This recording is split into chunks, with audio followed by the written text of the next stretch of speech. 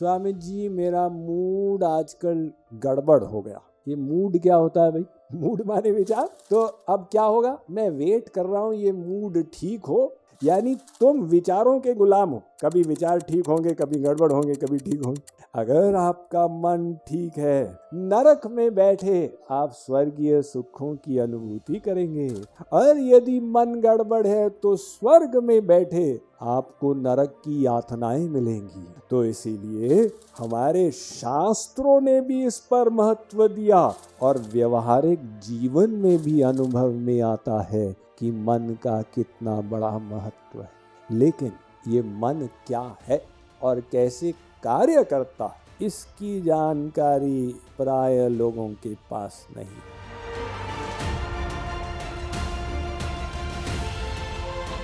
पाश्चात्य philosopher John Milton ने कहा था, the mind is a place of its own. ये मन अपने आप में ही स्थान है, and in itself it can make heaven out of hell and hell out of heaven. अगर आपका मन ठीक है, नरक में बैठे आप स्वर्गीय सुखों की अनुभूति करेंगे, और यदि मन गड़बड़ है तो स्वर्ग में बैठे आपको नरक की यातनाएं मिलेंगी। तो इसीलिए हमारे शास्त्रों ने भी इस पर महत्व दिया, और व्यवहारिक जीवन में भी अनुभव में आता है कि मन का कितना बड़ा महत्व है। लेकिन ये मन क्या है और कैसे कार्य करता है, इसकी जानकारी प्राय लोगों के पास नहीं। मन है किधर? अब आप कहेंगे साहब मन तो इधर है। हमारे शास्त्र कहते हैं इधर जो है ना ब्रेन, ये तो हार्डवेयर है। कंप्यूटर का हार्डवेयर होता है ना, उसका सॉफ्टवेयर होता है, उसका ऑपरेटिंग सिस्टम। तो ब्रेन हार्डवेयर है, मन सॉफ्टवेयर है, वो सॉफ्टवेयर इधर है।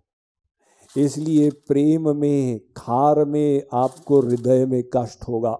हृदय में क्यों हो रहा है जब ब्रेन इधर है? क्योंकि मन इधर है। और मन करता क्या है?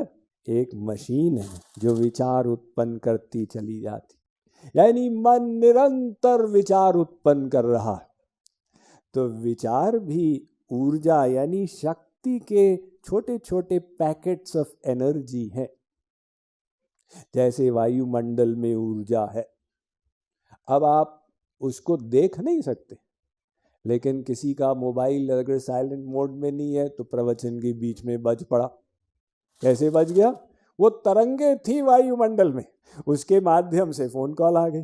तो विभिन्न तरंगे हैं ना, आप अपना रेडियो स्टेशन में रेडियो मिर्ची इत्यादि एक के बाद एक AM FM स्टेशन आते चले जाएंगे।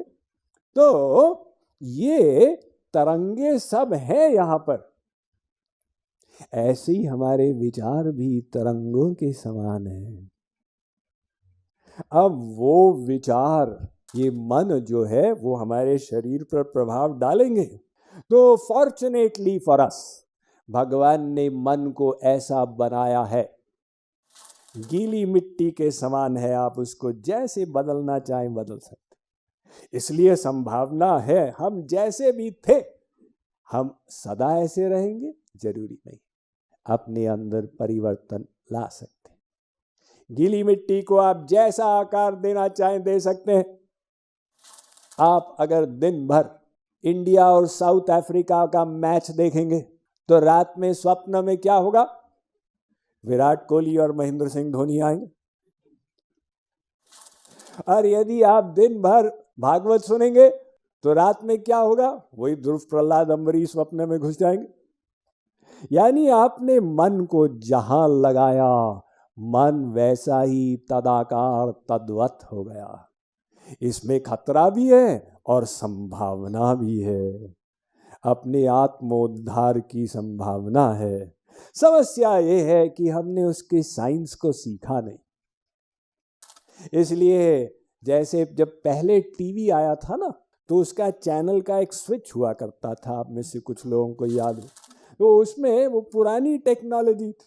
अब गड़बड़ हो जाती थी तो चैनल स्लिप करने लग जाता, फिर एक चैनल आया, फिर ब्लैंक हो गया, फिर लकीरें आई, फिर दूसरा आया, फिर वो स्लिप कर रहा, फिर तीसरा आया। ये टीवी पे नाटक होता रहता था और लोगों की आंख देख रही है भी ये क्या हो रहा। हमारा मन भी ऐसा ही है, ये सोचा, फिर ये सोचा, फिर ये सोचा, फिर ब्लैंक हो गए, फिर और सोचा, फिर सोचते सोचते वही थॉट को रिपीट करते जा रहे हैं। अब ये जो हमारी सोच ठीक लाइन में नहीं चल रही है, इसमें दो संभावनाएं हैं।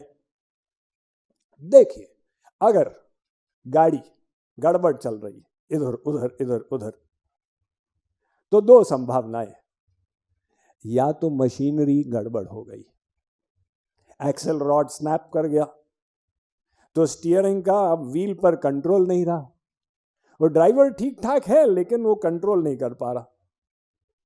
और यदि मशीनरी ठीक है तो दूसरी संभावना है कि ड्राइवर शराब के नशे में। तो अगर हमारे विचार कंट्रोल में नहीं है, अब दो संभावनाएं हैं, या तो मशीनरी गड़बड़ है। हमारे अनुमान से जो लोग प्रवचन सुनने आए उनकी मशीनरी ठीक ठाक है, एक सेफ गैस है। तो फिर दूसरी बात लागू होती, हम उसको कंट्रोल करने के साइंस को नहीं सीखे, तो उसको कंट्रोल कैसे करें, यानी अपने विचारों को हम अपने वश में कैसे करें। कुछ लोग तो इतने विचारों से कंट्रोल हो जाते, हम उनको कहते हैं प्रवचन सुनने आओ, स्वामी जी मेरा मूड आजकल गड़बड़ हो गया। ये मूड क्या होता है भाई? मूड माने विचार।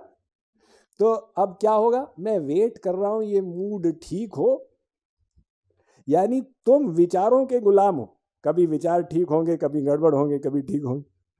तो आत्मोद्धार की पहली सीढ़ी यही है कि अपने विचारों को अपने कंट्रोल में लाना।